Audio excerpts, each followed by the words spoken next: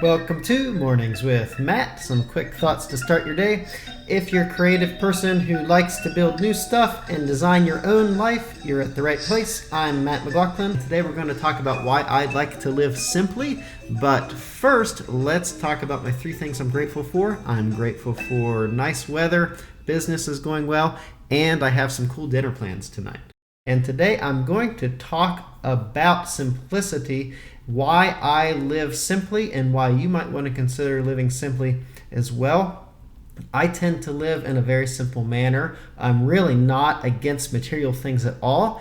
It's just that I like simplicity so that I can focus on what matters to me. And you might find that if you start to adopt this sort of lifestyle, it makes you a lot happier too. Definitely, it's worth trying out and seeing what works for you, finding the right balance. So, for example, I like simple clothes. In fact, I hate to shop. I have a simple house that I live in. I don't have anything extravagant. I live well under my means. And I have a simple car. It's a nice car, but it's not anything fancy or to show off. It's a way to get me from place to place. And it's a car that I chose because it'll last a long time with minimum repairs. So why do I choose to do this? So here are a few reasons. I have 5 reasons here for you. So the first reason is I'm just not that interested in fancy things. I don't find them particularly attention grabbing. I think that showing off and stuff that's really fancy is just kind of boring. And I'm really way more interested in stuff like learning and art and creating things. The second reason is that simplicity for me means that I have kind of a streamlined sort of life, a streamlined thought process. And the more simple things are, the more I can focus on what matters to me and what I can create. The third reason is that I'm going to die. So follow me on this for a second.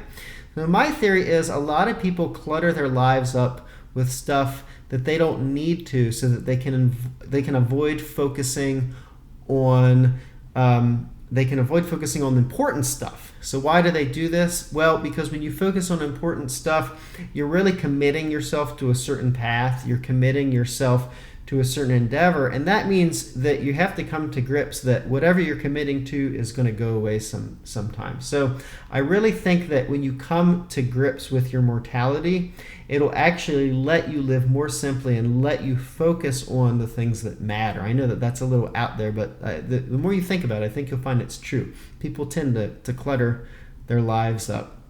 The fourth reason is when you live simply and you're not showing off, you know who your friends are. So you can find out really who likes you for who you are versus who likes you because you have nice stuff or you have money or whatever the case might be.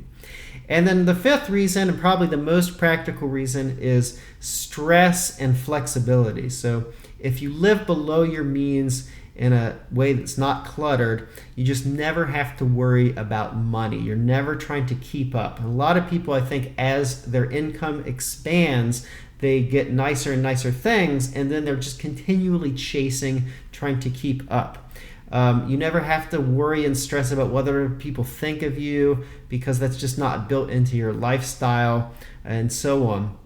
And because you have these extra resources and time, it's easy to pivot, it's easy to focus on things that interest you, new projects, and that sort of stuff.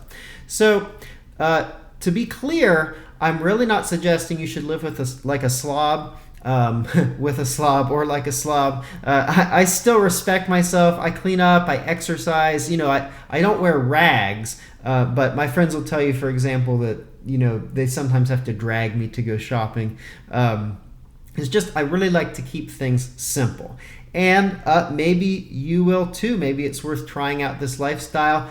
And if you feel like you've kind of gone too far and you're too far beyond your means, you can start by simply trying to find some ways to pull back. It's scary at first, but once you do it slowly, you'll realize, hey, I didn't really need those things that I thought I needed. Really, what I could really just spend my evening reading a nice book, hanging out with friends. I don't need the nice lake house that's taking up and has an incredible mortgage that I'm paying for. So give it a shot, and definitely it's something to think about, and I hope that you find it helpful in your own life. So if you like this sort of stuff, don't forget to like and subscribe on YouTube or on iTunes or however you like to listen.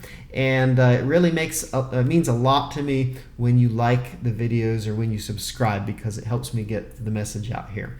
And make sure you check out nobossninja.com. Nobossninja.com is my website, and it's all about freeing yourself up from the normal 9-to-5 routine and creating a meaningful life that excites you. So if you're a creative person or an entrepreneur or anyone who wants to lead a unique, abnormal, and exciting life, that's a great website for you. I talk about things I've done that have allowed me to kind of live a different lifestyle, a lifestyle with a lot of freedom, and a lot of things that I've learned in business and personal development as well. So I'm always continuing to learn. We can always share some tips and strategies on that site too. That's nobossninja.com. And this is Matt McLaughlin. I'm signing out, and I'll see you tomorrow. Have a great day.